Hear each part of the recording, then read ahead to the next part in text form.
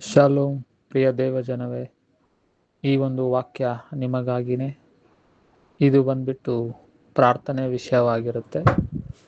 ಪ್ರಾರ್ಥನೆ ಅಂದರೆ ಬೈಬಲಿಂದ ಹೇಗೆ ಭಕ್ತರು ಮಾಡಿದ್ದಾರೆ, ಹೇಗಿಲ್ಲ, ಯಾವ ರೀತಿ ಮಾಡಿದರೆ ಆನ್ಸರ್ ಬರುತ್ತೆ, ಯಾವ ರೀತಿ ಮಾಡಿದರೆ ನಾವು ಬೇಗ ದೇವರ ಅದ್ಭುತ ಸ್ವಸ್ಥತೆಗಳನ್ನು ಹೊಂದಿಕೊಳ್ಬೋದು, ಕಂಡುಕೊಳ್ಬೋದು ಎಂಬುದಾಗಿ ಈ ವಾಕ್ಯದ ಮುಖಾಂತರ ನಾನು ನಿಮಗೆ ತಿಳಿಯಪಡಿಸಲಿಕ್ಕೆ ಇಷ್ಟಪಡ್ತಾ ಇದ್ದೀನಿ.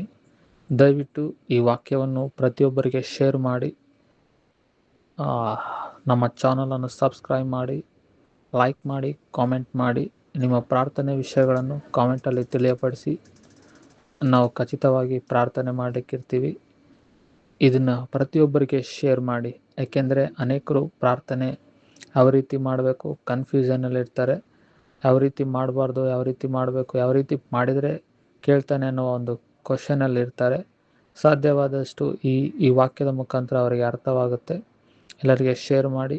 ಇದು ಪಾರ್ಟ್ 1, ಪಾರ್ಟ್ 2 ಎರಡು ಬರುತ್ತೆ. 1ನೇ ಭಾಗ, 2ನೇ ಭಾಗ.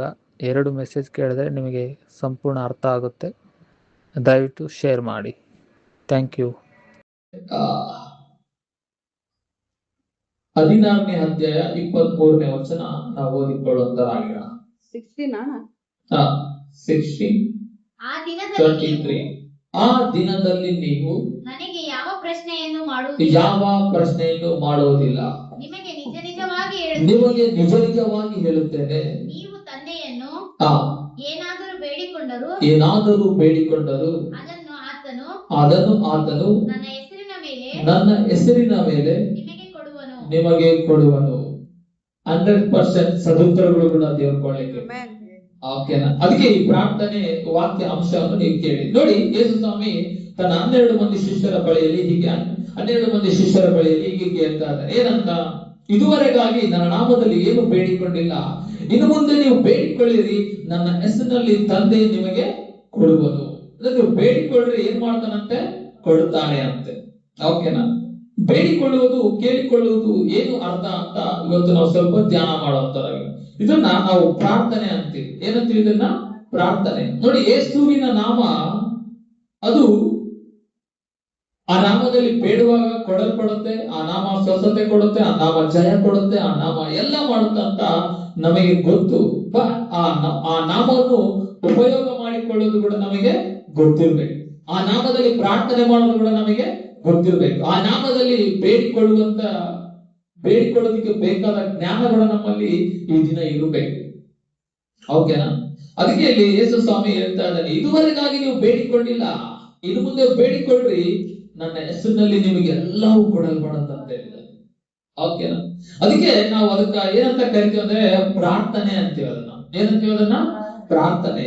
ಪ್ರಾರ್ಥನೆ ಅಂದ್ರೆ ದೇವರ ಹತ್ರ ಸಂಭಾಷಣೆ ಮಾಡುವುದು. ಪ್ರಾರ್ಥನೆ ಅಂದ್ರೆ ಏನಾಗಿದೆ? ದೇವರ ಹತ್ರ ಸಂಭಾಷಣೆ ಮಾತನಾಡುವಂತದ್ದನ್ನೇ ಪ್ರಾರ್ಥನೆ ಅನ್ನುತ್ತಾರೆ. ಪ್ರಾರ್ಥನೆ ಅಂದ್ರೆ ದೇವರ ಹತ್ರ ಏನ್ ಮಾಡೋದು? ನಾವು ಮಾತನಾಡುವುದು. ದೇವರೇ ನನಗೆ ಅದು ಬೇಕು, ದೇವರೇ ನನಗೆ ಇದು ಬೇಕು, ದೇವರೇ ನನಗೆ ಆ ವಿಷಯ ಬೇಕು, ಈ ವಿಷಯ ಬೇಕು ಅಂತ ಬೇಡಿಕೊಳ್ಳುತ್ತಾ, ಸ್ತುತಿ ಮಾಡುತ್ತಾ ಮಾತನಾಡುವುದನ್ನ ಏನಂತಾರೆ? ಪ್ರಾರ್ಥನೆ ಅಂತಾರೆ. ಈ ಪ್ರಾರ್ಥನೆಯನ್ನೇ ಮಾಡೋದಕ್ಕೆ ನಮ್ಮಲ್ಲಿ ಒಂದು ದಮ್ಮಿರಬೇಕು. ಈ ಪ್ರಾರ್ಥನೆ ಮಾಡೋದಕ್ಕೆ ನಮ್ಮಲ್ಲಿ ಜ್ಞಾನ ಇರಬೇಕು. ಈ ಪ್ರಾರ್ಥನೆ ಮಾಡೋದ್ರಲ್ಲಿ ನಮ್ಮಲ್ಲಿ ಆಸಕ್ತಿ ಇರಬೇಕು. ಓಕೆನಾ? ನೀವು ಅಂತ ಕೇಳ್ಬೋದು, ಬ್ರದರ್ ನಾವು ಆಲ್ರೆಡಿ ಮಾಡ್ತಾ ಇದೀವಿ, ಪ್ರಾರ್ಥಿಸ್ತಾ ಇದೀವಿ, ಸ್ತುತಿಸ್ತಾ ಇದೀವಿ, ಕೇಳ್ತಾ ಇದೀವಿ, ಕೆಲವೇನೋ ಸಕ್ಸಸ್ ಆಗಿದೆ, ಕೆಲವು ಆಗ್ತಾ ಇಲ್ಲ, ಕೆಲವೇನೋ ಆಗುತ್ತೆ ಅನ್ನುವ ನಂಬಿಕೆ ಇದೆ, ಇನ್ನು ಕೆಲವು ನಂಬಿಕೆನೂ ನಮಗಿಲ್ಲ ಅಂತ ನಿಮ್ಮಲ್ಲಿ ಕ್ವಶನ್ ಮಾರ್ಕ್ ಬರಬಹುದು. ಇದೇನಾ? ಯಾರಲ್ಲಿದೆನಾ? ಇದೆ, ಎಲ್ಲರಲ್ಲಿದೆ ನೋಡಿ. ಓಕೆನಾ? ಬಟ್ ಇದಕ್ಕೊಂದು ಕ್ಲಾರಿಟಿ ದಿನ ನಾವು ಸಾಧ್ಯವಾದಷ್ಟು ತಿಳಿದುಕೋಣ. ಓಕೆ? ಅದಕ್ಕೆ ನೋಡಿ, ಈ ಪ್ರಾರ್ಥನೆ ಅನ್ನೋ ಒಂದು ವಿಷಯಕ್ಕೆ ಬಂದ್ರೆ ನಾವು ಹೇಗೆ ಮಾಡ್ತೀವಿ ಪ್ರಾರ್ಥನೆ ಅನ್ನುವಂಥದ್ದನ್ನು ಬಹಳ ಎಚ್ಚರವಾಗಿರ್ಬೇಕು. ನಾವು ಏನಾಗಿರ್ಬೇಕು? ನಾವು ಬಹಳ ಎಚ್ಚರವಾಗಿರ್ಬೇಕು. ಅದಕ್ಕೆ ಬೈಬಲ್ ಅಲ್ಲಿ ನಾವು ನೋಡ್ತೀವಿ, ಹಳೆ ಒಡಂಬಡಿಕೆಯಿಂದ ಮೊದಲುಗೊಂಡು ಹೊಸ ಒಡಂಬಡಿಕೆಯಲ್ಲಿ ಅನೇಕ ಭಕ್ತರು ಪ್ರಾರ್ಥನೆ ಮಾಡ್ತಾ ಬಂದ್ರು, ಪ್ರಾರ್ಥನೆಗೆ ಉತ್ತರಗಳು ಬಂದು, ಪ್ರಾರ್ಥನೆ ಮಾಡ್ತಾ ಬಂದು, ಪ್ರಾರ್ಥನೆಯಲ್ಲಿ ಜಯ ಸಿಕ್ಕು, ಪ್ರಾರ್ಥನೆ ಮಾಡ್ತಾ ಬಂದು, ಪ್ರಾರ್ಥನೆ ಸ್ವಸ್ಥತೆಗಳನ್ನ ತಂತು, ಪ್ರಾರ್ಥನೆ ಮಾಡ್ತಾ ಬಂದ್ರು, ಅನೇಕ ಅದ್ಭುತಗಳು ಕೂಡ ಅವರು ಮಾಡಿದ್ರು, ಅದ್ಭುತಗಳು ಕೂಡ ಕಂಡುಕೊಂಡ್ರು. ಅದಕ್ಕೆ ಈ ಪ್ರಾರ್ಥನೆ ಅನ್ನೋ ಒಂದು ವಿಷಯಕ್ಕೆ ಬಂದ್ರೆ ಬಹಳ ಎಚ್ಚರವಾಗಿರ್ಬೇಕು ನಾವು. ಏನಾಗಿರ್ಬೇಕು ನಾವು? ಎಚ್ಚರವಾಗಿರ್ಬೇಕು. ಪ್ರಾರ್ಥನೆ ಅಂದ್ರೆ ನೋಡಿ, ಇಷ್ಟೇ ಸಿಂಪಲ್. ಈ ಪ್ರಾರ್ಥನೆ ಅಂದ್ರೆ ದೇವರ ಹತ್ರ ಮಾತನಾಡುವುದು. ಆತನು ಈ ಲೋಕದಲ್ಲಿ ಬಿಟ್ಟೋಗಿದ್ದು ಒಂದು ವಿಷಯ ಏನಂದ್ರೆ ಪ್ರಾರ್ಥನೆ ಮಾಡಿ ನೀವು ಸಹವಾಸ ಅಂತಾರೆ. ಏನಂತಾರೆ ಇದನ್ನ? ಸಹವಾಸ. ಯಾರ ಹತ್ರ ಮಾಡ್ಬೇಕು ನಾವು? ದೇವರ ಹತ್ರ ಮಾಡ್ಬೇಕು. ಯಾವಾಗ ನಾವು ದೇವರ ಹತ್ರ ಸಹವಾಸ ಮಾಡ್ತೀವೋ ಆ ಸಹವಾಸ ಮಾಡುವಾಗ ಆತನ ಶಕ್ತಿ, ಆತನ ಬಲ, ಆತನ ಅಧಿಕಾರ ನಮ್ಮಲ್ಲಿ ತುಂಬಿಕೊಳ್ಳುವಂತದ್ದಾಗಿದೆ. ಓಕೆನಾ? ಅದಕ್ಕೆ ಆತನ ಹತ್ರ ಸಹವಾಸ ಮಾಡ್ಬೇಕು. ಇದನ್ನ ಮಾಡ್ಬೇಕಂದ್ರೆ ನಾನು ಆಲ್ರೆಡಿ ದಿನಗಳ ಕೆಳಗೆ ಇದನ್ನ ಮಾಡ್ಬೇಕಂದ್ರೆ ಅದು ಅಸಾಧ್ಯ. ಮನುಷ್ಯರಿಗೆ ಏನಾಗುತ್ತೆ? ಅದು ಅಸಾಧ್ಯ. ಆದ್ರೂ ಸಾಧ್ಯನೇ. ಓಕೆನಾ? ಯಾಕೆ ಅಸಾಧ್ಯ ಅಂತ ಹೇಳಿದೆ ಅಂದ್ರೆ, ಈ ಪ್ರಾರ್ಥನೆ ಮಾಡುವಾಗ ನಿನಗೆ ನಿದ್ದೆ ಬರುತ್ತೆ, ಈ ಪ್ರಾರ್ಥನೆ ಮಾಡುವಾಗ ನಿನಗೆ ಬೇಜಾರಾಗುತ್ತೆ, ಈ ಪ್ರಾರ್ಥನೆ ಮಾಡುವಾಗ ಕನ್ಫ್ಯೂಷನ್, ಏನ್ ಮಾಡ್ಬೇಕಪ್ಪ ಅನ್ನುವಂತ ಭಯ. ಈ ಪ್ರಾರ್ಥನೆ ಮಾಡುವಾಗ ಏನೋ ಮಾಡ್ತೀವಿ ಬಿಡು, ಅವಾಗೆ ನಿದ್ದೆ ಬರುತ್ತೆ. ಇನ್ನೇನ್ ಬರುತ್ತೆ ಅವಾಗ? ಫೋನ್ ಬರ್ತವೆ. ಅವಾಗ ಇನ್ನೇನ್ ಬರ್ತವೆ? ಏನೇನೋ ಜಗಳಗಳಾಗ್ತವೆ, ಕಲಹಗಳಾಗ್ತವೆ. ಪ್ರಾರ್ಥನೆ ಮಾಡ್ಬೇಕಂದ್ರೆ ಏನೆಲ್ಲ ಆಗ್ಬಿಡ್ತದೆ ಗೊತ್ತಾ? ಇವತ್ತು ನೋಡಿ, ಚರ್ಚೆಗೆ ಬರ್ಬೇಕು ಬಹಳ ಜನ, ಆದ್ರೆ ಬರಲ್ಲ. ಯಾಕೆ? ಸೈತಾನ್ ಬಹಳ ಡಿಸ್ಟರ್ಬ್ ಮಾಡ್ತಾನೆ. ಯಾಕಂದ್ರೆ ಸೈತಾನಿಗೆ ನಿನಗಿಂತ ನನಗಿಂತ ಚೆನ್ನಾಗಿ ಗೊತ್ತು ಈ ಪ್ರಾರ್ಥನೆ ಮಾಡಿದ್ರೆ ಏನ್ ಅದ್ಭುತಗಳು ನಡೆಯುತ್ತಂತ, ಪ್ರಾರ್ಥನೆ ಮಾಡಿದ್ರೆ ಏನ್ ಜಯ ಸಿಗುತ್ತಂತ ನಿನಗಿಂತ ನನಗಿಂತ ಯಾರಿಗೆ ಚೆನ್ನಾಗಿ ಗೊತ್ತು? ಸೈತಾನಿಗೆ ಗೊತ್ತು. ಯಾರಿಗೆ ಗೊತ್ತು? ಸೈತಾನ್. ಅದಕ್ಕೆ ಸೈತಾನ್ ನಿಮ್ಮನ್ನು ಪ್ರಾರ್ಥನೆ ಮಾಡೋಕೆ ಬಿಡಲ್ಲ, ನಿಮ್ಮನ್ನು ದೇವರ ಹತ್ರ ಬರೋಕೆ ಬಿಡಲ್ಲ, ನಿಮ್ಮನ್ನು ದೇವರ ಬಳಿಯಲ್ಲಿ ಸಹವಾಸ ಮಾಡೋಕೆ ಅವನು ಬಿಡಲ್ಲ.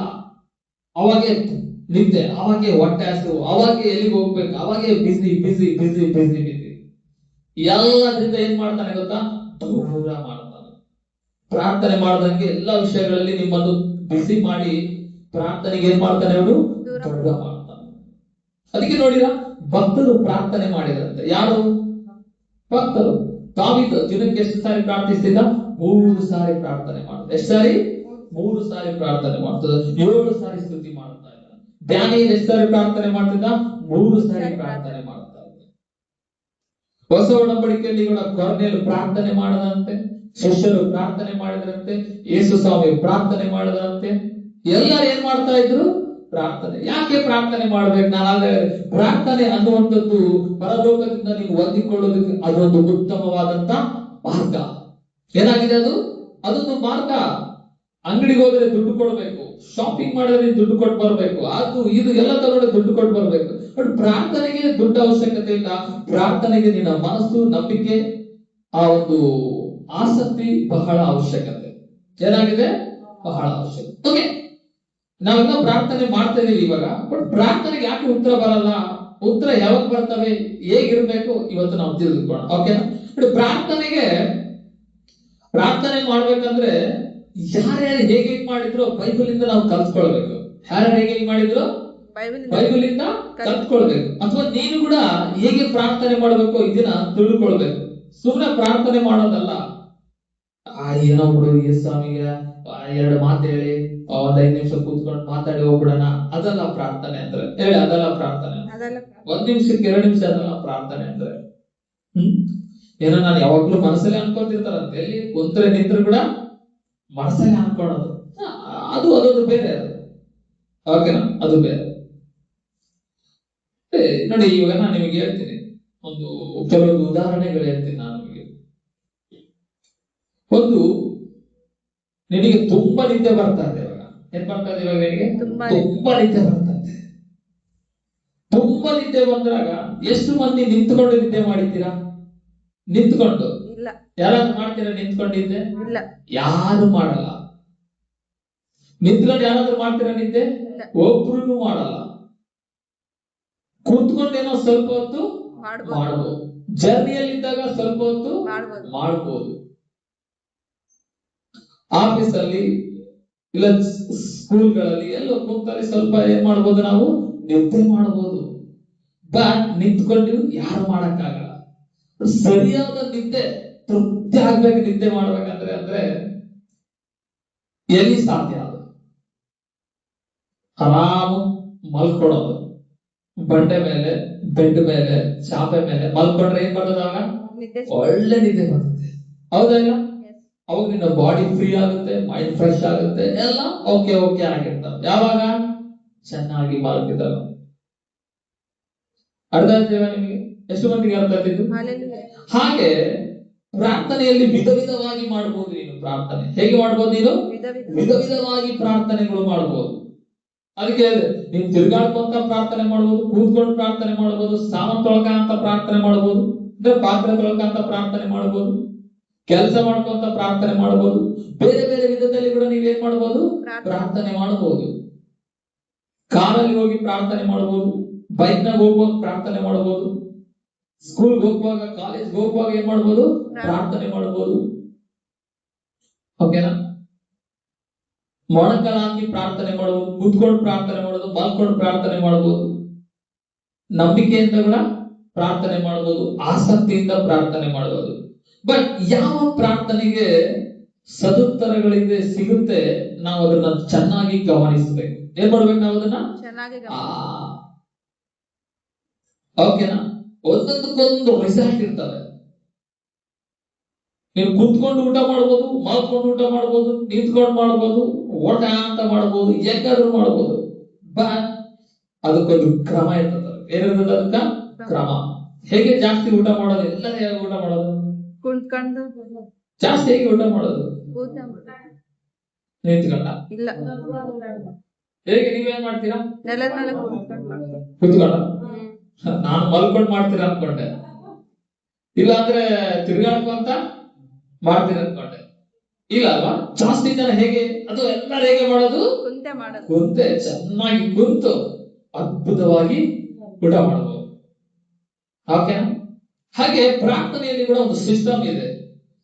ಬೈಬಲ್ ಅಲ್ಲಿ ಯೇಸು ಸ್ವಾಮಿ ಏನೇ ಹೇಳ್ದೆ ಗೊತ್ತಾ? ಎಲ್ಲಿ ಹೋಗಿ ನೀವು ಪ್ರಾರ್ಥನೆ ಮಾಡಂತ ಹೇಳ್ದ? ಕೋಣೆಯಲ್ಲಿ. ನೀವು ಪ್ರಾರ್ಥನೆ ಮಾಡುವಾಗ ನಿಮ್ಮ ಕೋಣೆಗಳಲ್ಲಿ ಹೋಗಿ ಪ್ರಾರ್ಥನೆ ಮಾಡ್ರಿ, ಅದಕ್ಕೆ ನಿಮಗೆ ಏನ್ ಬರ್ತಂತ ಹೇಳ್ದ? ಸದುತ್ತರಗಳು ಬರ್ತವೆ ಅಂತ ಹೇಳ್ದ. ಹಾಗೆ ನೋಡಿದ ಬೈಬಲ್ ಅಲ್ಲಿ ಕಾನಾನ್ ಸ್ತ್ರೀ ಬಂದಳು. ಕಾನಾನ್ ಸ್ತ್ರೀ, ಕಾನ್ಯಾಳು ಬಂದು ಸ್ತ್ರೀ, ಆಕೆ ಸ್ತ್ರೀ ಪ್ರಾರ್ಥನೆ ಮಾಡ್ತಾ ಇದ್ದಾಳೆ. ಹೇಗೆ ಪ್ರಾರ್ಥನೆ ಮಾಡಿದ್ರು ಗೊತ್ತಾ? ನಂಬಿಕೆಯಿಂದ, ಆಸಕ್ತಿಯಿಂದ, ಬಿಟ್ಟು ಬಿಡದೆ ಪ್ರಾರ್ಥನೆ ಮಾಡುವಾಗ ಆಕಿ ಮಗಳಿಗಿರುವಂತ ದೆವ್ವ ಕ್ಷಣದಲ್ಲಿ ಹೊಡಿ ಹೋಯ್ತಂತೆ. ಇದೊಂದು ಪ್ರಾರ್ಥನೆ. ಹೇಗೆ ಪ್ರಾರ್ಥನೆ? ಇದೊಂದು ಬೇರೆ ಪ್ರಾರ್ಥನೆ. ಶತಾಧಿಪತಿ ಇದ್ದಾನೆ, ತನ್ನ ಹಾಳಿಗೋಸ್ಕರ ಯೇಸು ಹತ್ರ ಬಂದು ರಿಕ್ವೆಸ್ಟ್ ಪ್ರಾರ್ಥನೆ ಮಾಡ್ತಾ ಇದ್ದಾನೆ. ಆ ಪ್ರಾರ್ಥನೆಗೆ ಯೇಸು ಸ್ವಾಮಿ ಕೂಡಲೇ ಸದುತ್ತರಗಳು ಬಂದ್ಬಿಟ್ಟು ನೋಡಿದ. ಅದೊಂದು ನಂಬಿಕೆ ಪ್ರಾರ್ಥನೆ. ಅದು ಏನ್ ಪ್ರಾರ್ಥನೆ? ಅದು ನಂಬಿಕೆ ಪ್ರಾರ್ಥನೆ. ಆ ಪ್ರಾರ್ಥನೆನೇ ಬೇರೆ, ಆ ಪ್ರಾರ್ಥನೆ ಸಿಸ್ಟಮೇ ಬೇರೆ. ಯಾಯಿರಂತ ಬಂದ. ಯಾಯಿರನು ಹೇಗೆ ಬಂದ ಗೊತ್ತಾ? ಯಾಯಿರನು ತನ್ನನ್ನು ತಗ್ಗಿಸಿಕೊಂಡು ಒಳ್ಳೆ ಅಧಿಕಾರದಲ್ಲಿದ್ದಾನೆ, ಸ್ಥಾನಮಾನದಲ್ಲಿದ್ದಾನೆ, ಮರ್ಯಾದಸ್ಥನು, ಗೌರವಸ್ಥನು, ಒಳ್ಳೆ ಕೆಲಸ ಮಾಡುವನು. ತನ್ನನ್ನು ತಗ್ಗಿಸಿಕೊಂಡು ಯೇಸುವಿನ ಪಾದಕ್ಕೆ ಅಡ್ಡ ಬಿದ್ದು ಕೇಳ್ತಾನೆ, ನೀನು ಕೂಡಲೇ ಬಂದು ನನ್ನ ಮಗಳನ್ನು ಬದುಕಿಸು, ಹೀಗೆ ಸಾಯುವ ಪರಿಸ್ಥಿತಿಯಲ್ಲಿದ್ದಾಳೆ ಅಂತ ಏನ್ ಮಾಡ್ತಾ ಇದ್ದಾನೆ? ಪ್ರಾರ್ಥನೆ. ಯಾವಾಗ ಈ ಪ್ರಾರ್ಥನೆ ಕೇಳಿದ ಯೇಸು ಸ್ವಾಮಿ, ದೊಡ್ಡ ಅದ್ಭುತ ಆಯ್ತು. ಸತ್ತಂತ ಮಗಳು ತಿರುಗಿ ಎದ್ದು ಬಂದ್ಬಿಟ್ಟ. ಸತ್ತಂತ ಮಗಳು ತಿರುಗಿ ಎದ್ದು ಬಂದ್ಬಿಟ್ಲ. ನೀ ಗೊತ್ತಾ? ಇದೊಂದು ಪ್ರಾರ್ಥನೆ ಬೇರೆ, ಇದೊಂದು ಪ್ರಾರ್ಥನೆ ಬೇರೆ. ಎಷ್ಟು ಮಂದಿಗೆ ಅರ್ಥ ಆಗ್ತಾ ಇದೆ? ಕೋಣೆಯಲ್ಲಿದ್ದಾನೆ, ದಿನ ಮಧ್ಯಾಹ್ನ ಪ್ರಾರ್ಥನೆ ಮಾಡ್ತಾ ಇದ್ದಂತೆ. ಆ ಪ್ರಾರ್ಥನೆ ಯಾರನ್ನ ಕರೆ ಕಳಿಸ್ತು ಗೊತ್ತಾ? ದೇವದೂತರನ್ನೇ ಕರೆ ಕಳಿಸಿಬಿಡ್ತಂತೆ. ಯಾರನ್ನೇ ಕರೆ ಕಳಿಸ್ತು? ದೇವದೂತರೇ ಬಂದ್ಬಿಟ್ರು ಆ ಪ್ರಾರ್ಥನೆಗಾಗಿ. ಓ ಸೂಪರ್, ಹಲ್ಲೆಲೂಯಾ. ನೋಡಿ, ಈ ಬೈಬಲ್ ಅಲ್ಲಿ ಇಂಥವ್ರು ಬಹಳ ನೋಡಬಹುದು ನಾವು. ತನ್ನ ತಾಯಿ ಮರಿಯಾಳಿದ್ದಾಳೆ, ಮದುವೆ ಮಂಟಪದಲ್ಲಿ ಮದುವೆ ಮನೆಯಲ್ಲಿ ಏನ್ ಖಾಲಿಯಾಗಿದೆ? ದ್ರಾಕ್ಷಾರಸ ಖಾಲಿಯಾಗಿದ್ದಾಳೆ. ಆ ದ್ರಾಕ್ಷಾರಸ ಖಾಲಿಯಾದಾಗ ಯೇಸುವಿನ ಹತ್ರ ಆ ತಾಯಿ ಅಲ್ಲಿ ಡಿಸ್ಕಷನ್ ಮಾಡ್ತಾ ಇಲ್ಲಿ, ದ್ರಾಕ್ಷಾರಸ ಖಾಲಿ ಆಯ್ತು, ಹಂಗಾಯ್ತು ಹಿಂಗಾಯ್ತು ಅಂತ ಹೇಳುವಾಗ ಆ ಮರಿಯಾಳು ಯಾರಿಗೆ ಹೇಳ್ತದಾಳೆ ಗೊತ್ತಾ? ಯೇಸು ಸ್ವಾಮಿಗೆ ಹೇಳ್ತದಾಳೆ. ಆ ಶಿಷ್ಯ ಅಲ್ಲಿ ಬಂದಂತ ಹಾಳುಗಳಿಗೆ ಹೇಳ್ತದ, ಯೇಸು ಏನ್ ಹೇಳ್ತಾ ಅದನ್ನ ನೀವು ಮಾಡಿರಿ. ವಾ, ಇದು ಒಂದು ಪ್ರಾರ್ಥನೆ ಬೇರೆ. ಈ ಪ್ರಾರ್ಥನೆ ಏನ್ ಗೊತ್ತಾ, ನಂಬಿಕೆಯಲ್ಲಿ ನೆಕ್ಸ್ಟ್ ಲೆವೆಲ್ ಪ್ರಾರ್ಥನೆ ಇದು. ಎಷ್ಟು ಮಂದಿಗೆ ಅರ್ಥ ಆಗ್ತಾ ಇದೆ? ಯಾರಿಗಾದ್ರೂ ಅನಿಸ್ತಾ ಇದೆಯಾ ನಮ್ಮ ಪ್ರಾರ್ಥನೆ ಸ್ವಲ್ಪ ಚೇಂಜ್ ಮಾಡ್ಕೋಬೇಕಂತ? Wow, good. ಅರ್ಥ ಆಗ್ತಿದೆಯಲ್ವಾ? ಯಾ, ಓಕೆನಾ? ಅದಕ್ಕೆ ಪ್ರಾರ್ಥನೆ ನೀವು ಇವಾಗಲೇ ಎಷ್ಟು ಇನ್ನೊಂದು ನಾನು ಹೇಳ್ತೀನಿ, ಸ್ವಲ್ಪ ಹೇಳ್ತಾ ಹೋಗ್ತೀನಿ. ನೀವು ಇವತ್ತು ನಿಮ್ಮ ಮೈಂಡ್ ಗಳೆಲ್ಲ ಫ್ರೀ ಆಗುತ್ತೆ, ನಿಮ್ಮ ಕಣ್ಣುಗಳೆಲ್ಲ ಓಪನ್ ಆಗ್ಬಿಡ್ತದೆ ಇವತ್ತು ಈ ವಾಕ್ಯದ ಅರ್ಥ ನೀವು ಕೇಳುವಾಗ. ಮತ್ತೆ ಪೌಲ ಶೀಲರು ಕೂಡ ಪ್ರಾರ್ಥನೆ ಮಾಡ್ತಾ ಇದ್ದಾರೆ. ಯಾರು ಮಾಡ್ತಾ ಇದ್ದಾರೆ?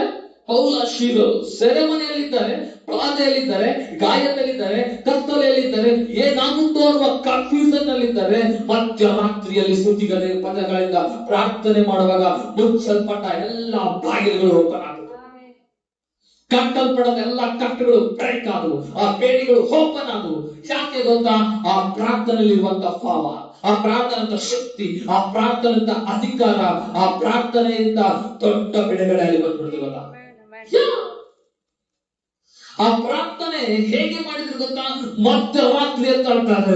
ಊರೆಲ್ಲ ಮಲ್ಕೊಂಡಿದೆ, ಅಲ್ಲಿರುವಂತ ಜೈಲಲ್ಲಿರುವಂತ ಪ್ರತಿಯೊಬ್ಬರು ಮಲ್ಕೊಂಡಿದ್ದಾರೆ, ಆ ಜೈಲರು ಕೂಡ ಅಲ್ಲಿ ಮಲ್ಕೊಂಡಿದ್ದಾನೆ. ಎಲ್ಲರೂ ಮಲಗಿದಾಗ ಇವರು ಗಾಯದ ಮಧ್ಯದಲ್ಲಿ, ಬಾಧೆಯ ಮಧ್ಯದಲ್ಲಿ, ಹಿಂಸೆಯ ಮಧ್ಯದಲ್ಲಿ, ಏನಾಗುತ್ತೋ ಅನ್ನುವ ಕನ್ಫ್ಯೂಷನ್ ಮಧ್ಯದಲ್ಲಿ ಈ ಪದಗಳನ್ನು ಮಾಡುತ್ತಾ ಪ್ರಾರ್ಥನೆ ಮಾಡುವಾಗ ಪರಲೋಕ ಸುಮ್ಮನೆ ಇರಲಿಲ್ಲ. ಅವರ ಮಧ್ಯದಲ್ಲಿ ಪರಲೋಕ ಹಿಡಿದು ಬಂದು ದೊಡ್ಡ ಅದ್ಭುತ ಅಲ್ಲಿ ಮಾಡಿದ್ರು ಗೊತ್ತಾ?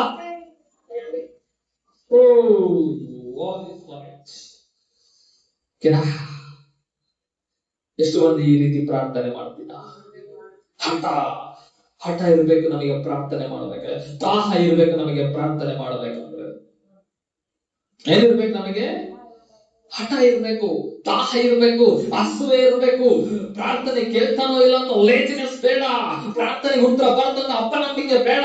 ಪ್ರಾರ್ಥನೆ ಕೇಳುವ ದೇವರು ನಮ್ಮ ಜೊತೆಗೆ ಇದ್ದಾನೆ ಅನ್ನೋ ಒಂದು ನಂಬಿಕೆಯಿಂದ ಯಾರು ಪ್ರಾರ್ಥನೆ ಮಾಡ್ತಾರೋ, ಬೈಬಲ್ ಹೇಳುತ್ತೆ ಅವರು ಬೇಗನೆ ಸದುತ್ತರಗಳನ್ನು ಕಾಣ್ತಾರೆ.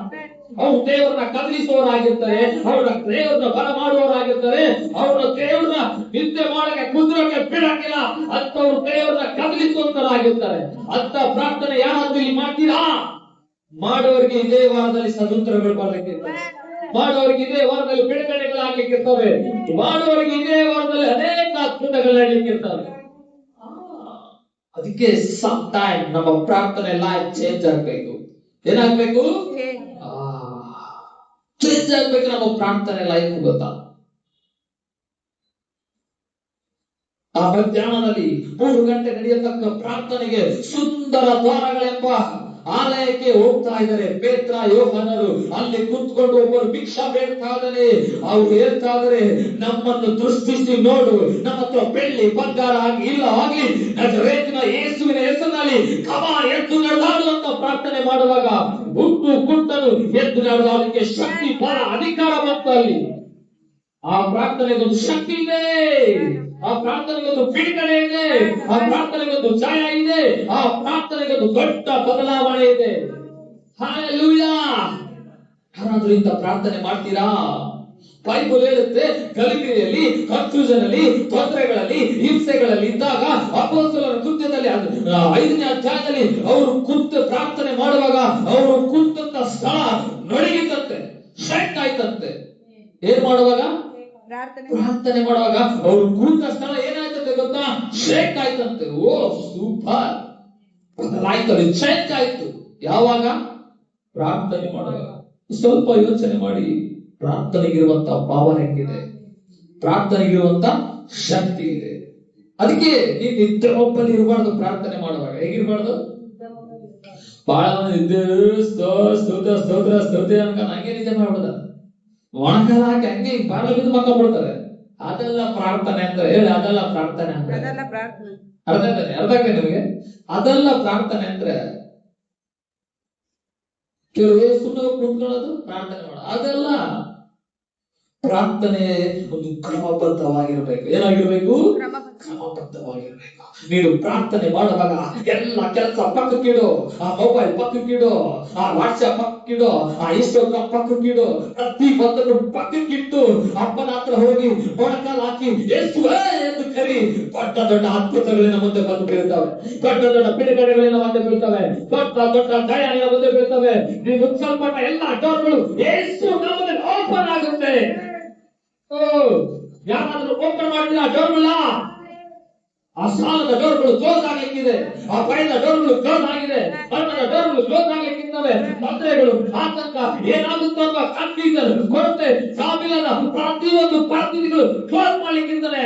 ಪ್ರತಿಯೊಂದು ಕ್ಲೋಸ್ ಮಾಡಿ ಹೊಸ ಡೋರ್ಗಳು ನಿನಗಾಗಿ ಓಪನ್ ಮಾಡ್ಲಿಕ್ಕಿದ್ದಾನೆ.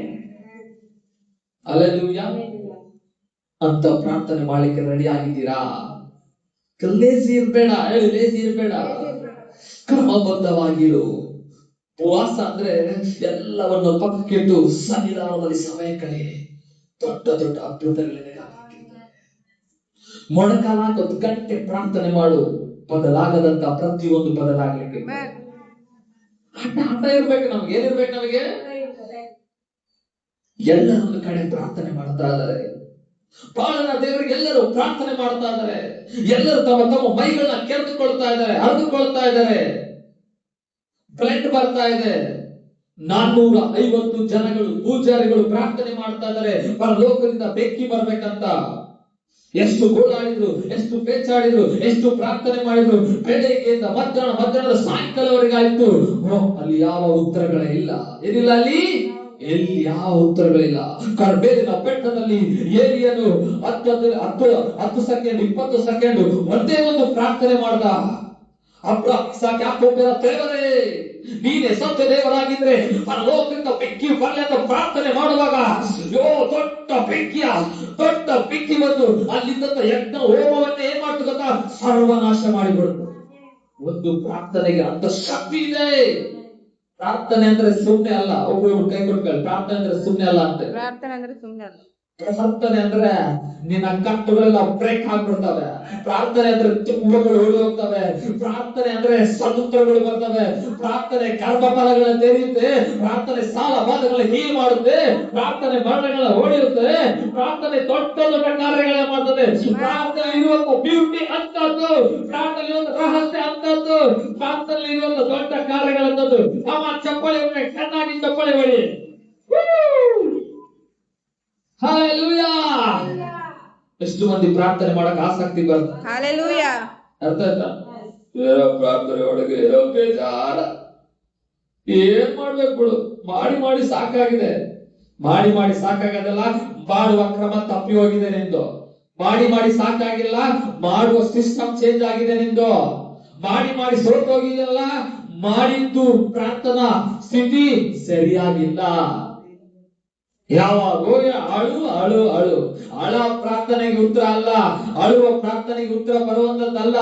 ಅಳ್ತ್ರೆ ಒಂದು ವೇಳೆ ನೀನು ಕಣ್ಣೀರು ಹಾಕಿದ್ರೆ ಅದೊಂದು ನಂಬಿಕೆಯಿಂದ ಬರಬೇಕು ಹೊರಗಡೆ. ನೀವು ಒಂದ್ ವೇಳೆ ಕಣ್ಣೀರು ಹಾಕಿದ್ರೆ ದುಃಖ ಹೊರಗಡೆ ಅಳ್ದು ಯೇಸು ಸ್ವಾಮಿನೇ ಕದಲಿಸ್ಬೇಕು. ಅದು ಕಣ್ಣೀರು ಅಂದ್ರೆ. ಮೊಣಕಾಲು ಹಾಕಿದ್ರೆ ಶೇಕ್ ಆಗ್ಬೇಕಲ್ಲಿ ಭೂಮಿ. ಅದು ಪ್ರಾರ್ಥನೆ ಅಂದ್ರೆ. ಅನ್ನಳು ಕೂಡ ಪ್ರಾರ್ಥನೆ ಮಾಡಿದಂತೆ ಗೊತ್ತಾ? ಎಷ್ಟು ವರ್ಷ? 10 ವರ್ಷ ಬರಲಾದ ಸದುತ್ತರಗಳು ಒಂದು ಪ್ರಾರ್ಥನೆಗೆ ರಿಲೀಸ್ ಆಯ್ತು. ಅಲ್ಲಿ ಹೇಗಿತ್ತು ಆ ಪ್ರಾರ್ಥನೆ ಗೊತ್ತಾ? ಆಕೆಯ ಮೋರೆಯಲ್ಲಿ, ಆಕೆಯ ಮುಖದಲ್ಲಿ ಅಂದಿನಿಂದ ದುಃಖವೇ ಇದ್ದಿಲ್ಲಂತೆ. ಅಂತ ಸಂತೋಷದ ಪ್ರಾರ್ಥನೆ ಆಕೆ ಮಾಡಿ ಬಂತು. ಸಮರ್ಪಣೆಯ ಪ್ರಾರ್ಥನೆ ಅಂತಾರೆ ಅದನ್ನ. ಏನ್ ಪ್ರಾರ್ಥನೆ ಅದು? ಸಮುವೇಲ ಹುಟ್ಟಿ ಬಂದ ಆ ಪ್ರಾರ್ಥನೆಗೆ. ಒಂದು ಪ್ರವಾದಿ ಹುಟ್ಟಿ ಬಂದ ಆ ಪ್ರಾರ್ಥನೆಗೆ. 40 ವರ್ಷಗಳ ಕಾಲ ಇಸ್ರಾಯೇಲ್ ದೇಶಕ್ಕೆ ಸಮಾಧಾನ, ಸಂತೋಷ, ಪ್ರವಾದನೆ, ರಕ್ಷಣೆ ಮಾರ್ಗ, ಒಂದು ಮಾರ್ಗದರ್ಶನ ಕೊಡುವಂತ ದೊಡ್ಡ ಪ್ರವಾದಿ ಆ ಸಮುವೇಲ್ ಅನ್ನಳ ಹೊಟ್ಟೆಯಲ್ಲಿ ಒಂದು ಪ್ರಾರ್ಥನೆ ಮುಖಾಂತರ ಹೊರಗಡೆ ಬಂದ್ಬಿಟ್ಟ. ಹಲ್ಲೆಲೂಯಾ. ಪ್ರಾರ್ಥನೆಗಿರುವಂತ ಬ್ಯೂಟಿನೇ ಚೇಂಜ್ ಆಗ್ಬೇಕು ಇವತ್ತು. ಹೇಳಿ, ಪ್ರಾರ್ಥನೆ ಕ್ರಮ ಚೇಂಜ್ ಮಾಡೋಣ ಅಂತ ಹೇಳಿ. ಲೇಟ್ ಇರಬಾರ್ದು, ಬೇಸರದಲ್ಲಿ ಇರಬಾರ್ದು, ಹತಾಶದಲ್ಲಿ ಇರಬಾರ್ದು, ನಿರಾಶೆಗಳಲ್ಲಿ ಇರಬಾರ್ದು. ನಾವು ಪ್ರಾರ್ಥನೆ ಮಾಡಿದ್ರೆ 100% ಸದುತ್ತರಗಳು ಬರ್ಬೇಕಷ್ಟೇ. ನಾವು ಪ್ರಾರ್ಥನೆ ಮಾಡಿದ್ರೆ 100% ಬಿಡುಗಡೆ ಆಗಿರ್ಬೇಕಷ್ಟೇ. ನಾವು ಪ್ರಾರ್ಥನೆ ಮಾಡುವಾಗ ದೊಡ್ಡ ದೊಡ್ಡ ಜಯ ನಮಗೆ ಬರಲೇಬೇಕಷ್ಟೇ. ನಾವು ಪ್ರಾರ್ಥನೆ ಮಾಡುವಾಗ ತೊಂದರೆ ಇಕ್ಕಟ್ಟು ಬಿಕ್ಕಟ್ಟಿಗೆ ದೊಡ್ಡ ಬಿಡುಗಡೆ ಆಗ್ಬೇಕಷ್ಟೇ. ಹಾಲೆಲೂಯಾ. ಯಾರಾದ್ರೂ ಹೀಗೆ ಪ್ರಾರ್ಥನೆ ಮಾಡ್ಲಿಕ್ಕೆ ಇಂಟ್ರೆಸ್ಟ್ ಇದೆನಾ? ಇವತ್ತಿಂದ ಹೇಳಿ, ಒಬ್ರಿಗೊಬ್ರು ಇವತ್ತಿನ ನನ್ನ ಲೈಫ್ ಚೇಂಜ್ ಆಗ್ಲಿಕ್ಕಿದೆ ಅಂತ ಹೇಳಿ. ಏನಾಗ್ಲಿಕ್ಕಿದೆ? ಯಾಕೆಂದ್ರೆ ನಾನು ಪ್ರಾರ್ಥನೆ ಸಿಸ್ಟಮ್ ಚೇಂಜ್ ಮಾಡಿದ್ರೆ ಪರಲೋಕ ಕೂಡ ಎಲ್ಲ ವಿಧದಲ್ಲಿ ಚೇಂಜ್ ಮಾಡ್ಲಿಕ್ಕೆ ಇರ್ತದೆ. ನಾನೇನಾಗಿರುವೆ ಅದು ನಿನ್ನ ಏನನ್ಕೊಂಡಿದೆ ಗೊತ್ತಾ? ಕೃಪೆ ನಿನ್ನನ್ನು ಎಲ್ಲ ಕಂತಳದಿಂದ ಬಿಡಿಸಿ ಬೆಳಕಿನಲ್ಲಿ ಸೇರಿಸುವಂತದ್ದು ಕೃಪೆ. ಕೃಪೆ ಅಂದ್ರೆ ಏನೋ ಭಿಕ್ಷೆ ಬೇಡ್ಕೊಳ್ತಿರ್ಬೇಕು, ಹಂಗಿರ್ಬೇಕು ಹಿಂಗಿರ್ಬೇಕು, ಆ ಸಿಸ್ಟಮ್ ಅಲ್ಲ ಕೃಪೆ. ಕೃಪೆ ಅಂದ್ರೆ ನಿನ್ನ ಲೈಫ್ ಎಲ್ಲ ಚೇಂಜ್ ಆಗ್ಬಿಡ್ಬೇಕು. ಎಷ್ಟು ಮಂದಿ ಕೃಪೆಗಾಗಿ ಕೇಳ್ತಾ ಇದ್ದೀರಾ? ಪ್ರಾರ್ಥನೆ ಅಂದ್ರೆ ಅಷ್ಟೊಂದು ಬ್ಯೂಟಿ ಗೊತ್ತಾ? ಬೈಬಲ್ ಅಲ್ಲಿ ಪ್ರಾರ್ಥನೆ ಮಾಡಿದವರು ದೊಡ್ಡ ದೊಡ್ಡ ಅದ್ಭುತಗಳು ಮಾಡಿಬಿಟ್ರು. ಪ್ರಾರ್ಥನೆ ಮಾಡಿದವರು ದೊಡ್ಡ ದೊಡ್ಡ ಬಿಡುಗಡೆಗಳು ಮಾಡಿದ್ರು. ಯಾಕ್ರಿ? ಶದ್ರಕ್ ಮೇಷಕ್ ಅಬೇದ್ನೆಗೋರು ಪ್ರಾರ್ಥನೆ ಮಾಡಿದ್ರೆ ಆ ಬೆಂಕಿಯಿಂದಲೇ ಹೊರಗಡೆ ಬಂದ್ಬಿಟ್ರು.